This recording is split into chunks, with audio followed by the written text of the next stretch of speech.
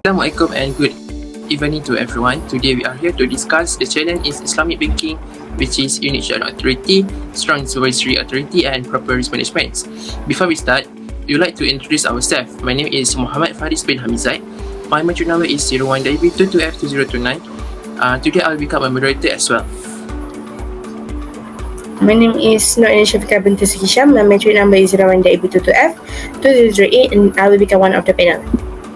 So, hi everyone, my name is Sivashankar Sadasiva. My matric number is 01-DIB22F2006. I'll be the one the panel. Hi and good evening. My name is Vidya Sri and I'm from Panmohan. My matric number would be 01-DIB22F2030. I'll be one of the panel as well for today. Alright, let's go through the unique Sharia authority. Aina, can you explain why a lack of unique Sharia authority is a problem in Islamic banking? Sure, so Islamic banking follows Sharia principle, but there is no single global authority to regulate how banks should operate. Different countries and Sharia scholars have a different interpretation, causing inconsistencies. For example, Malaysia Islamic Bank allows certain structured product, but the Middle East may consider them non-compliant. In Pakistan, some banks mix conventional and Islamic banking, leading to a customer confusion. So this lack of standardization makes it difficult for investors and international banks to expand globally. Yeah, that sounds complex, but do you think having a single global Sharia like authority in practical? It is difficult, but it is possible. If major Islamic finance organizations work together, they can create a common standard that countries can adapt. What happens if banks operate in multiple countries with different Sharia ruling? They will face compliance risks. Some banks offer different versions of the same product for different regions, which will increase the cost and complexity. Siva, what's the one possible solution? One solution is like we're creating a global Islamic finance authority, and they are to provide the universal guidelines instead of the forcing like a strict rules, and it can be issue recommendation that can create the more alignment and between different religions. I see, but how do we make countries accept the guidelines? Like thoughts like mutual agreement and financial like institutes, like countries that follow universal Sharia standard, right? They can get a priority like access to like Islamic finance investment. Vidya, do you have another solution? Yes, I have one. Instead of single global authority, we can create regional Sharia councils. These councils can meet regularly to ensure alignment while still allowing local flexibility. So there's a good approach, but how can this council work together effectively? We can by using technology like AI powered Sharia compliance platforms to compare rulings in real time and update scholars. That's smart. Use of technology. Now let's discuss supervision issue. Okay, as for the next one, Siva, why is strong supervisory authority important in Islamic banking? Because Islamic banking like they are following by Islamic rules, but if supervision is weak, some bank may not comply like properly. So it's the issue like make the religion like a leg expertise in Islamic finance, like making harder to influence like rules. For example, right, some banks like unintentionally like immerse on not complying sector like gambling, like alcohol, like that. But because the religion like fail to monitor their operation like properly, and also in some religions like the Sharia boards like are controlled by the bank themselves, and also they create a conflict of the interest. That's why they are very like important in Islamic banking. So that was a big issue, but do regulators intentionally ignore this problem, or is it just a knowledge gap? Yeah, it's mostly like a knowledge gap, and many religions that come from the conventional banking background, right? And they don't fully like understand what is the Sharia principle like that all. If Islamic banks are self-regulated, how do we ensure accountability? Like accountability, like for example, like external audit and also like third-party oversight. They can be helped to ensure like transparency. I know. What is one solution?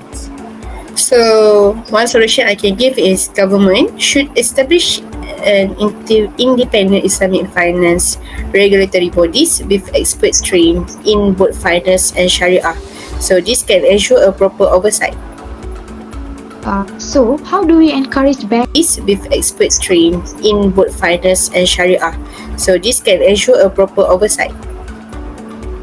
So, how do we encourage banks to follow their guidelines? So by regulator can enforce mandatory training program for bank executive and impose penalty for non-compliance. Vidya, do you have another solution? Yes, I do have. I think that government should offer certification and carry incentives for regulators specializing in Islamic finance. That's smart. But how do we ever scale this internationally? We can do this through global partnership with organizations like IOFI and IFSB, which already set Islamic banking standard. That's a great approach. Now let's move on to the risk management. Okay, Faris, why is the risk management challenging in Islamic banking? This is because Islamic banks cannot charge interest, which is riba, or engage in high uncertainty, which is gara. This limit their risk management tools. For example, during financial crisis, conventional bank adjust interest rates, but Islamic bank must find alternative methods. The profit sharing model can sometimes lead to the higher risk if not managed properly. Aina, what's the one possible solutions? So one possible solution is Islamic bank should strengthen mudarabah, which is profit sharing, and musyarakah, joint venture, to distribute risks fairly. That makes sense. But how do we make sure the models are sustainable? So to make sure these models are sustainable, bank must conduct detailed risk assessment before entering into agreement. Vidya, do you have another solution? Yes, I think that Islamic banks should expand takaful, which is Islamic insurance, to cover their financial losses. That's great idea. But how do we increase the awareness? We can increase the awareness by educating the customer and businesses about the benefits of takaful through marketing campaigns.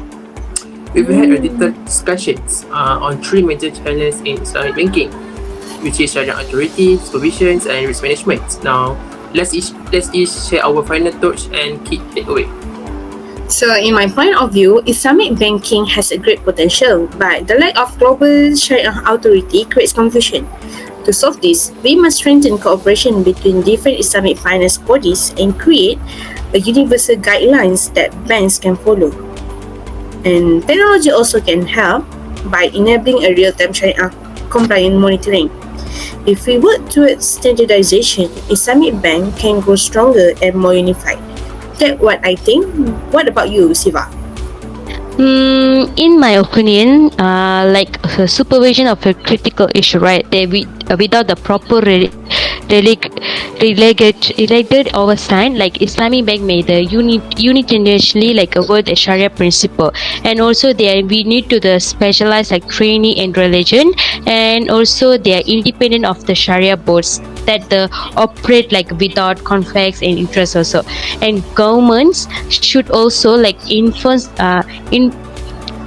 sticker complex mention the ensures Islamic bank truly the ethical and Sharia complex practices.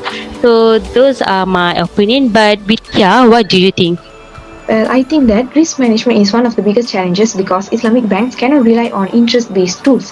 However, using mudarabah, musyarakah, and takaful, banks can reduce financial instability. But for these models to work, bank must also educate the customers and improve financial transparency.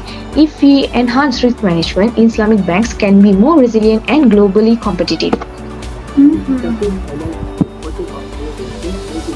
Okay, that's all from us today. Thank you. Thank you so much. Thank you.